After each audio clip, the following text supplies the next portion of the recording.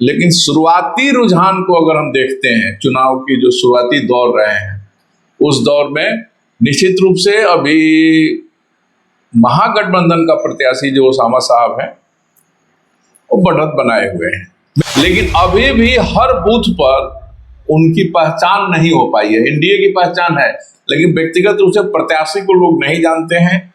लेकिन ओसामा साहब का नाम हर बूथ तक पहुंच चुका है।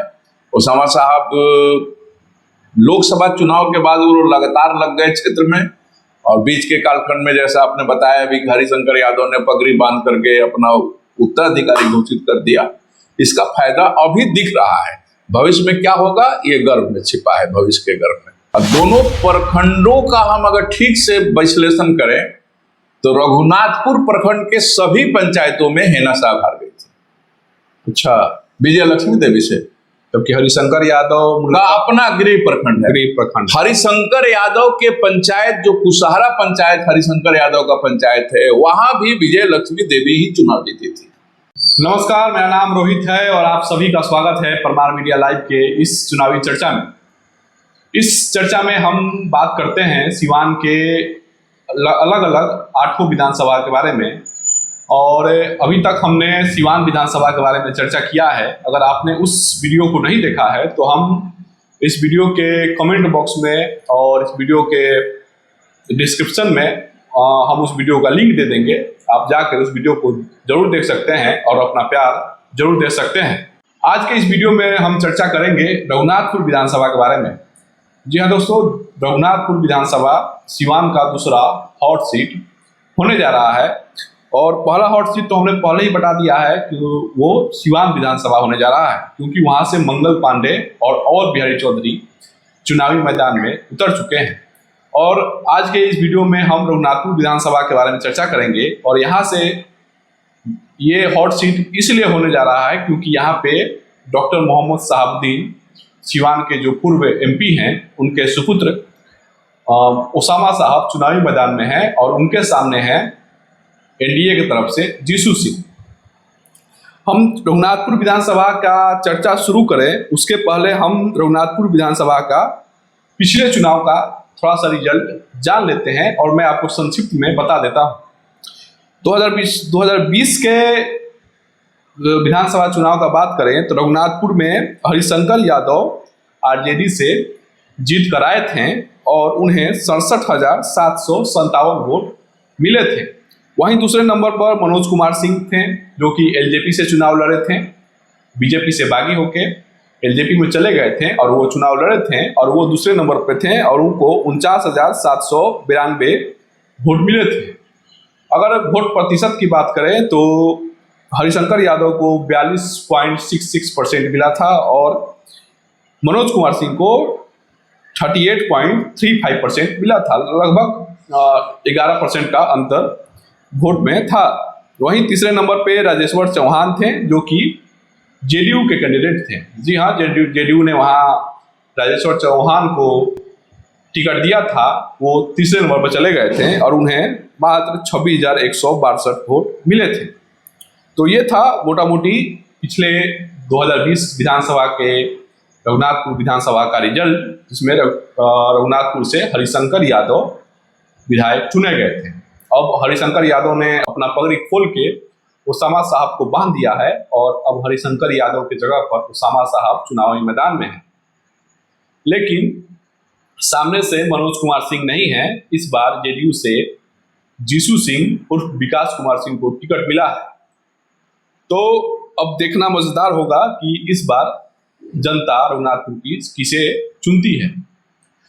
आज हमारे साथ इस चर्चा में मौजूद हैं परमार मीडिया नेटवर्क के संपादक श्री नवीन सिंह परमार जी।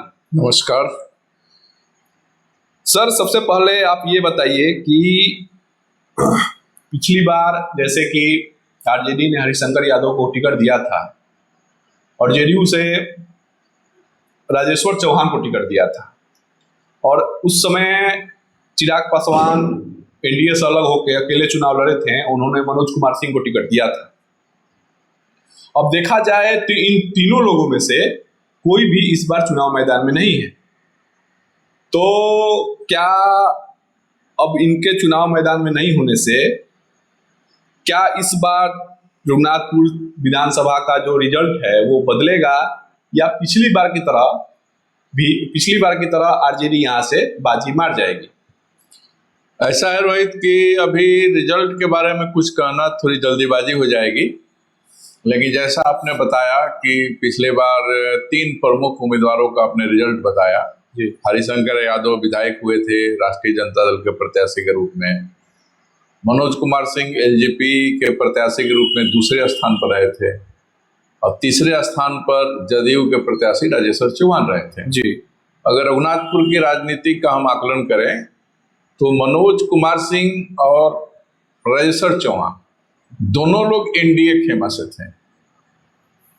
तो अगर इस प्रकार से हम तुलना करें कि अगर दोनों लोगों के मतों को मिला दिया जाए, हरिशंकर यादव के मत को देखा जाए, तो अगर एनडीए का वोट बटा नहीं होता तो हरिशंकर यादव चुनाव हार गए होते, एनडीए वहां से चुनाव जीत जाती। इस बार एनडीए ने पूरी तैयारी के साथ एनडीए चुनाव मैदान में है, और एनडीए ने अपना नया कैंडिडेट उतारा है विकास कुमार सिंह और जसू सिंह को, और कोई बगावत नहीं है। जैसे पहले आकलन किया जा रहा था कि मनोज सिंह का टिकट कट गया है तो मनोज सिंह बगावत कर देंगे, ये भी एक आकलन हो रही थी कि एलजेपी से वहाँ खान ब्रदर्स तैयारी कर रहे थे, तो ऐसा माना जा रहा था कि खान ब्रदर्स की तरफ से कोई उम्मीदवार होगा, लेकिन ऐसा कुछ देखने को नहीं मिला। ये राजनीतिक संभावनाओं की जो खेल है कि केवल संभावना ही बनते रहे। अब इस बार सीधे राजद और एनडीए यानी महागठबंधन और एनडीए के बीच का लड़ाई है, और इसलिए रिजल्ट के बारे में अभी कुछ कहना तो बहुत जल्दीबाजी होगी। लेकिन शुरुआती रुझान को अगर हम देखते हैं, चुनाव की जो शुरुआती दौर रहे हैं, उस दौर में निश्चित रूप से अभी महागठबंधन का प्रत्याशी जो ओसामा साहब है वो बढ़त बनाए हुए हैं मेरे दृष्टि के। हो सकता है कि मेरा दृष्टि गलत भी हो, लेकिन जैसे उनकी पहले से तैयारी हो गई थी, वो क्षेत्र में घूमना शुरू हो गए थे, हर गांव में उनका नाम पहुंच गया था। एनडीए के साथ दिक्कत ये थी कि एनडीए ने अंतिम समय में अपना प्रत्याशी घोषित किया। जी। अंतिम समय तक मनोज कुमार सिंह दावा कर रहे थे कि मुझे टिकट मिल रहा है, जसू सिंह दावा कर रहे थे कि मुझे टिकट मिल रहा है, खान ब्रदर्स की ओर से कहा जा रहा था कि नहीं वो एलजेपी को सीट जा रहा है और खान ब्रदर्स का कोई लड़ेगा। तो एनडीए के जो मतदाता थे, हम लोगों ने एक वीडियो भी बनाया था, आपको शायद याद होगा, कि मतदाता कंफ्यूज है, जनता दल भी कंफ्यूज है, मतदाता भी कंफ्यूज है। तो रघुनाथपुर को लेकर के ये कंफ्यूजन था, और एनडीए ने अंतिम समय में अपना प्रत्याशी दिया है। वो अभी प्रत्याशी पहले से बहुत सक्रिय नहीं है, पिछले 1-2 सालों में वो सक्रिय हुए हैं। एक तरह से कहा जाए कि 2020 के चुनाव के बाद वो रघुनाथपुर में, घर उनका भले रघुनाथपुर में है, लेकिन रघुनाथपुर में चुनाव लड़ेंगे ऐसी संभावना दूर दूर तक नहीं थी। जी। और 2 साल में काफी सक्रिय हुए हैं, लेकिन अभी भी हर बूथ पर उनकी पहचान नहीं हो पाई है। एनडीए की पहचान है, लेकिन व्यक्तिगत रूप से प्रत्याशी को लोग नहीं जानते हैं। लेकिन ओसामा साहब का नाम हर बूथ तक पहुंच चुका है। ओसामा साहब लोकसभा चुनाव के बाद वो लगातार लग गए क्षेत्र में, और बीच के कालखंड में जैसा आपने बताया भी, हरिशंकर यादव ने पगड़ी बांध करके अपना उत्तराधिकारी घोषित कर दिया। इसका फायदा अभी दिख रहा है, भविष्य में क्या होगा ये गर्भ में छिपा है, भविष्य के गर्भ में। जैसा कि आपने कहा कि पिछली बार राजेश्वर चौहान और मनोज कुमार सिंह अलग अलग लड़े थे, तो जैसा कि मनोज कुमार सिंह को लगभग 50,000 वोट आया था। 49,000 कुछ वोट आए थे। हाँ, लगभग 300, 200 कम था। 26,000 राजेश्वर चौहान को, 26,000 राजेश्वर चौहान को आया था। अगर दोनों वोट को मिला लिया जाए तो 47% के करीब होते हैं, 47% के करीब होते हैं। और हरिशंकर यादव को 42%, 5%, सारे 42% वोट मिले थे। तो अब जैसा कि एक बात की तारीफ तो आपको दोनों पार्टियों को करनी पड़ेगी कि इस बार दोनों गठबंधनों ने अपने बागियों को बहुत अच्छे तरीके से मैनेज किया है। हाँ, एकदम मैनेज किया। महागठबंधन ने किया है और एनडीए ने भी किया है। इस बार लगभग सीटों पे, सीवान के लगभग सीटों पर महागठबंधन और एनडीए दोनों ने अपने बागियों को बहुत अच्छे से मैनेज किया है। और एका दुक्का जो बागी हैं जिनका ज्यादा जनाधार नहीं है, वो कहीं कहीं दिखते नजर आ रहे हैं। जैसे सीवान में 1-2 लोग हैं, और बाकी जगह हैं। लेकिन अभी हम रघुनाथपुर पर चर्चा कर रहे हैं, तो रघुनाथपुर में इस बार कोई बागी नहीं है, दोनों गठबंधनों की तरफ से कोई बागी नहीं है, आमने सामने की लड़ाई। इस बार लड़ाई आमने सामने हो गई है। लेकिन इसमें एक बात मैं कहना चाहूंगा कि जैसे कि आरजेडी, जैसा कि आपने बोला कि ओसामा साहब बहुत मजबूत दिख रहे हैं, वो इसलिए दिख रहे हैं क्योंकि अभी एनडीए की तरफ से जिन नेताओं का रघुनाथपुर में जनाधार है वो उतने अच्छे तरीके से जीशु सिंह के साथ नहीं दिखाई दे रहे हैं। तो क्या इसका निगेटिव प्रभाव जीशु सिंह के चुनाव पर पड़ेगा? नहीं, ऐसा है कि नेता भले नहीं दिख रहे हैं और लेकिन कार्यकर्ता एनडीए के लग गए। अच्छा, मेरे व्यक्तिगत बात हुई है जनता दल यू के नेताओं से, भारतीय जनता पार्टी के नेताओं से, कार्यकर्ता बहुत खुश हैं। पिछले बार कार्यकर्ता ही दो दलों में बंट गए थे, एक तरह से 3 दल में बंट गए थे कार्यकर्ता। मतलब कुछ लोग मनोज सिंह के साथ चले गए एलजेपी में जी, कुछ लोग जदयू के साथ रह गए जी, और कुछ निष्ठावान कार्यकर्ता ऐसे थे जिनको लगा कि अल्लाह ये दोनों लोग भाई अलग अलग हो गए, तो वो बैठ गए घर में। यानी कार्यकर्ताओं का 3 दल हो गया था एनडीए में। इस बार वो दिख रहा है कि कार्यकर्ता नहीं बटे हैं, नेता दिख नहीं रहे हैं। नॉमिनेशन के दिन 1-2 इक्के दुक्के लोग दिखे थे, जो जिसको लीडरशिप कहेंगे, नेतृत्व करने वाले।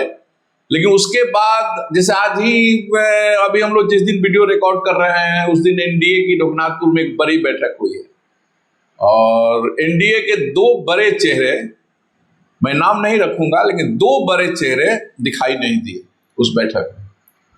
लेकिन देर सवेर वो आ जाएंगे अगर एनडीए में बने रहे। एनडीए की तरफ से जेडीयू के बड़े चेहरे या बीजेपी के बड़े चेहरे, दोनों संगठन के 2 बड़े चेहरे दिखाई नहीं दिए और ये अच्छी बात नहीं है।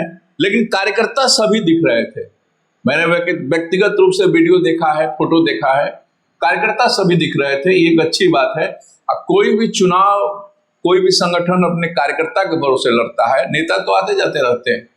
इसलिए हो सकता है कि इस बार नेता बिगा जाए, कार्यकर्ता अपना चुनाव मान के चुनाव लड़े।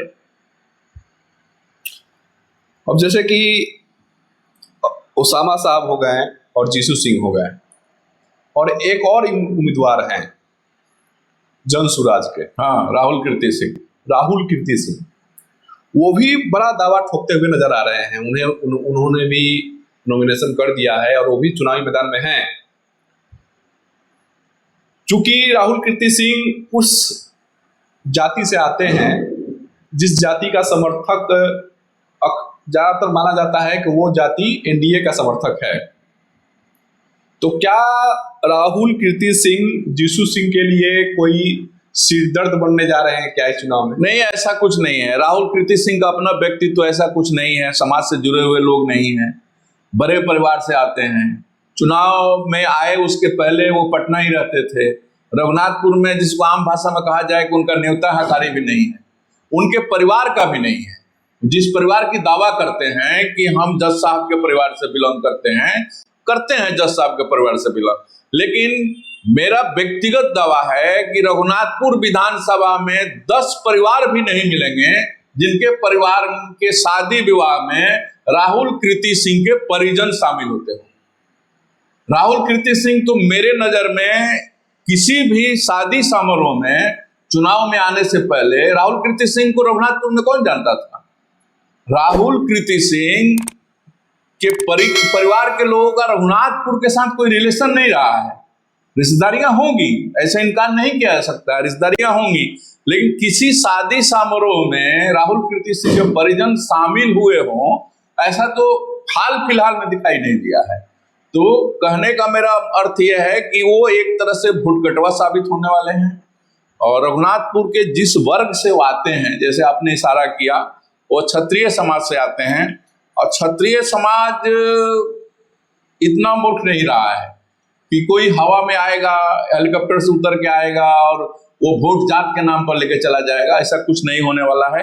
राहुल कीर्ति सिंह बस दस्तक देंगे चुनाव में, हाँ, लगे रहेंगे तो अगले चुनाव में संभावना बन सकती है। अब इस वीडियो के हम ज़्यादा वीडियो को लंबा नहीं करेंगे। इस वीडियो के आखिर में मैं आपसे ये जानना चाहता हूँ कि ओसामा साहब के लिए और जीसू सिंह के लिए, दोनों प्रत्याशियों के लिए रघुनाथपुर विधानसभा में कौन सी ऐसी चुनौतियां हैं जिसे वो साध लेते हैं तो हो सकता है कि वो ज़्यादा पॉजिटिव नजर आएंगे। अगर हम लोकसभा चुनाव के दृष्टिकोण से देखें तो लोकसभा चुनाव में हम लोगों ने, जैसा आपको याद भी होगा कि हम लोगों ने बहुत बारीक विश्लेषण किया था लोकसभा चुनाव के परिणाम के बाद। तो लोकसभा चुनाव में ये माना जाता है कि हेना साहब सिवान लोकसभा में कुल 6 विधानसभा आते हैं और 6 विधानसभा में हेना साहब केवल रघुनाथपुर विधानसभा से जीती थी, बाकी विधानसभा से हार गई थी। लेकिन वास्तविकता जो है, जिसको मीडिया हाउसों ने बहुत बारीक विश्लेषण करके प्रसारित नहीं किया था, वह बारीक विश्लेषण ये है कि रघुनाथपुर में 2 प्रमुख प्रखंड आते हैं। हसनपुरा के भी कुछ पंचायत आते हैं, लेकिन 2 प्रमुख प्रखंड आते हैं और दोनों प्रखंडों का हम अगर ठीक से विश्लेषण करें तो रघुनाथपुर प्रखंड के सभी पंचायतों में हेना साहब हार गई थी। अच्छा, विजय लक्ष्मी देवी से। जबकि हरिशंकर यादव का अपना गृह प्रखंड है। गृह प्रखंड हरिशंकर यादव के पंचायत, जो कुशहरा पंचायत हरिशंकर यादव का पंचायत है, वहां भी विजय लक्ष्मी देवी ही चुनाव जीती थी।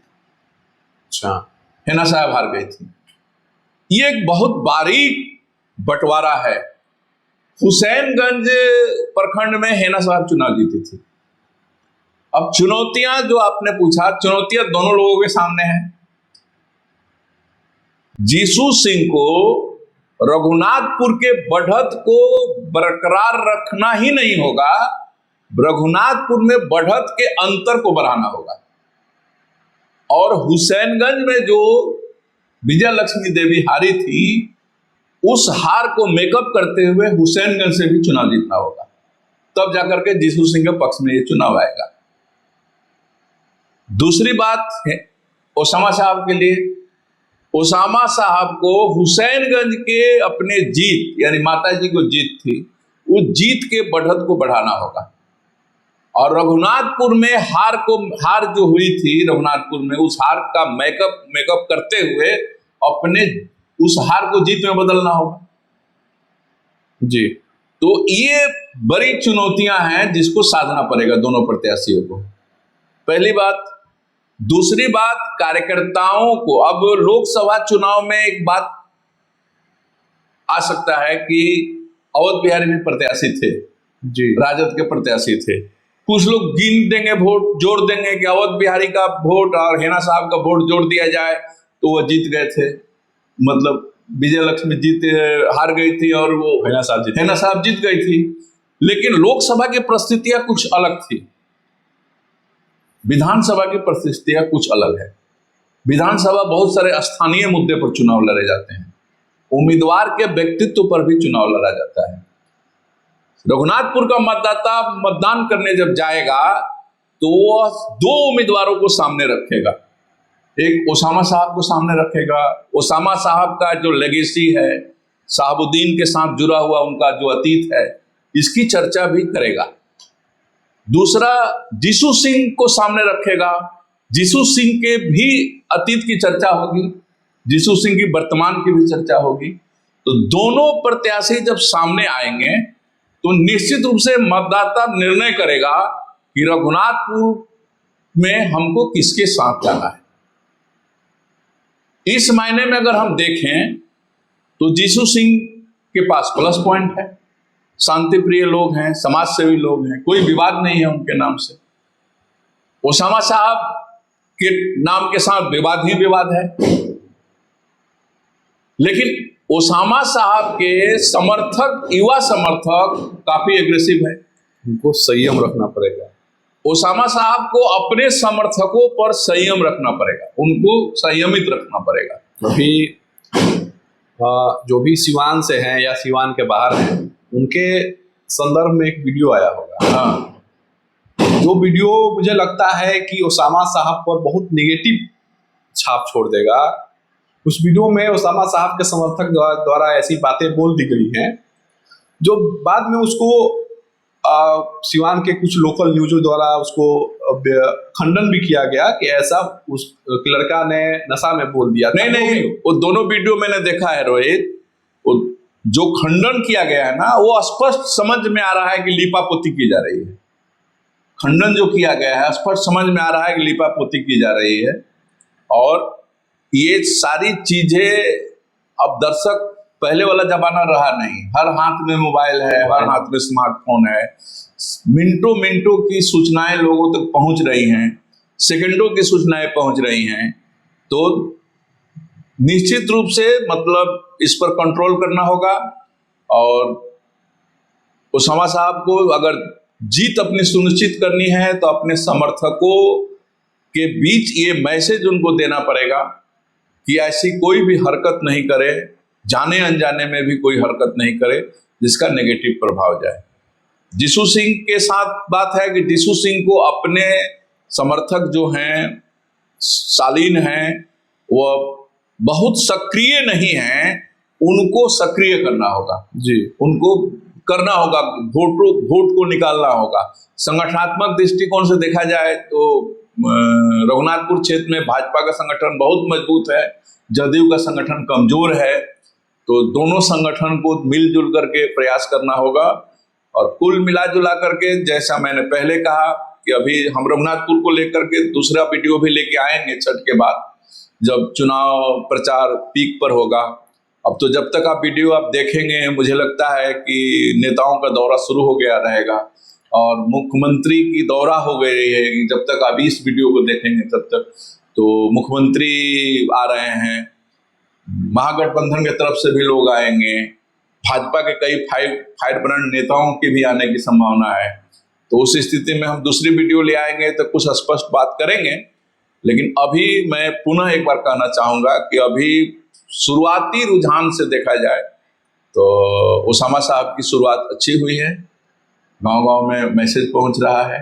जीशु सिंह उस मेकअप, उस जो बीच का जो ये है दूरी है, उस दूरी को पाटने का प्रयास कर रहे हैं अपने और मतदाताओं के बीच में जो दूरी है। हाँ, अभी सीधे पहचान हम बनाने का प्रयास कर रहे हैं। अभी किसी और के कंधे पर चल रहे हैं, अभी उनके अपने पैरों पर खड़े होने की जरूरत है। हाँ, अभी जरूरत है, थोड़ा सा और ज्यादा सक्रिय होने की जरूरत है। टीम भी जो उनकी है वो बहुत उस टाइप से नहीं दिख रही है कि बहुत अपडेट हो रहा हो। स्वाभाविक है, पहली बार चुनाव लड़ रहे हैं और वो भी एक ऐसे दल के टिकट पर चुनाव लड़ रहे हैं जिस दल में संगठन नाम का कोई चीज सिवान में नहीं है। और अब भाजपा के संगठन के बलबूते उनको चुनाव लड़ना है। अब भाजपा संगठन को कितना वो सक्रिय कर पाएंगे, क्योंकि भाजपा के जो बड़े नेता पिछले कई सालों से नेतृत्व कर रहे थे रघुनाथपुर का, वो दिख नहीं रहे हैं चुनाव में। और कार्यकर्ता लगे हैं लेकिन नेता का एक असर होता है। जीशु सिंह को अगर चुनाव जीतना है तो फिर निश्चित रूप से भाजपा के बड़े नेताओं को सक्रिय करना होगा रघुनाथपुर में। हाँ, तो आज के इस चर्चा में हम इस चर्चा को यही समाप्त कर रहे हैं। और इस चर्चा में हमारा अंततः या अभी के दृष्टिकोण से यह चर्चा का परिणाम निकल रहा है कि ओसामा साहब रघुनाथपुर विधानसभा में चुनाव अच्छा लड़ रहे हैं और अभी के दृष्टिकोण से ओसामा साहब मजबूत दिखाई दे रहे हैं। हाँ, 21 तारीख को हम 21 अक्टूबर को वीडियो रिकॉर्ड कर रहे हैं और निश्चित रूप से 21 अक्टूबर को परमार मीडिया का स्पष्ट मानना है कि शुरुआती रुझान में ओसामा साहब आगे चल रहे हैं। बस ओसामा साहब को अपने समर्थकों को खासकर युवा जो हैं उनको समझाना होगा कि अपने हरकतों पे, अपने जुबान पे संयम रखें। भले हो सकता है हम इस बात का दावा नहीं करते हैं कि जो लड़का उस वीडियो में बोल रहा है वो वास्तविक बात होगा, ओसामा साहब ऐसा बोले होंगे, लेकिन जो उस वीडियो को देखेगा रघुनाथपुर विधानसभा में, जैसा कि ओसामा साहब के साथ उनका इतिहास जुड़ा हुआ है, तो रघुनाथपुर का जो मतदाता है अगर उस वीडियो को देख लेता है तो उसके मन में शुरुआती रुझान कुछ निगेटिव ही आएंगे ओसामा साहब के प्रति। भले वो ओसामा साहब ने वो बात बोली हो चाहे ना बोली, तो ओसामा साहब को अपने समर्थकों पर, खासकर युवा समर्थकों पर लगाम लगाना होगा और उनसे ये बात बोलनी होगी कि आप ऐसा वैसा कुछ हरकत नहीं करें। और रही बात जीशु सिंह की, तो जीशु सिंह को अपने समर्थकों को थोड़ा सा जागृत करना होगा और थोड़ा सा उनको एक्टिव करना होगा, सोशल मीडिया पे कह लीजिए या जमीनी स्तर पे कह लीजिए, तो तब जाके जीशु सिंह के लिए ये जंग जो है, ये चुनावी जंग जो है वो आसान होगी। अभी तक के लिए एक और प्रत्याशी हैं जनसुराज के राहुल कीर्ति सिंह, उनका कुछ प्रभाव अभी रघुनाथपुर विधानसभा में दिखाई नहीं दे रहा है। तो अभी ये तीन मुख्य प्रत्याशी हैं, तीन संगठन से, तीन गठबंधन से, एक हो गए ओसामा साहब, एक जीशु सिंह और तीसरे राहुल कीर्ति सिंह। तो अभी के दृष्टिकोण से ओसामा साहब और जीशु सिंह में सीधे की लड़ाई है। राहुल कीर्ति सिंह कहीं दूर दूर तक दिखाई नहीं दे रहे हैं। बाकी आपको क्या लग रहा है रघुनाथपुर विधानसभा के बारे में, आप हमें कमेंट बॉक्स में बता सकते हैं। और अगर आप हमारे वीडियो में आना चाहते हैं, अगर आप अपना बात रखना चाहते हैं, तो परमार मीडिया लाइव आपका पुरजोर तरीके से स्वागत करता है और आपको ससम्मान अपने मंच पे जगह देगा और आपकी बातों को आपके जुबानी रखने का प्रयास करेगा। तो परमार मीडिया लाइव का आकलन है अभी के 21 अक्टूबर के हिसाब से कि ओसामा साहब रघुनाथपुर विधानसभा में बहुत मजबूत दिख रहे हैं और जीशु सिंह को थोड़ा और मेहनत करने की जरूरत है। फिर मिलते हैं आपसे अगले किसी और वीडियो में।